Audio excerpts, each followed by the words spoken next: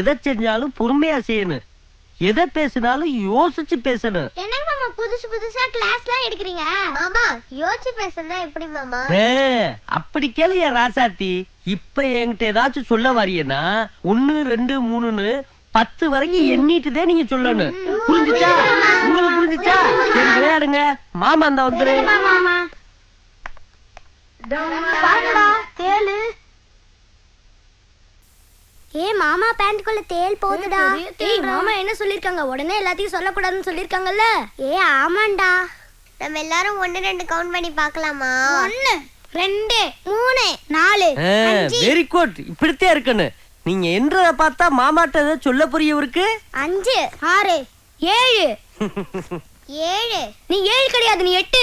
8. என்னடா இங்க confusion? 7 8 confusion ஆயிடுச்சு மாமா. பரவாயில்ல, 1ல இருந்து 1 3 4 5. ஐயோ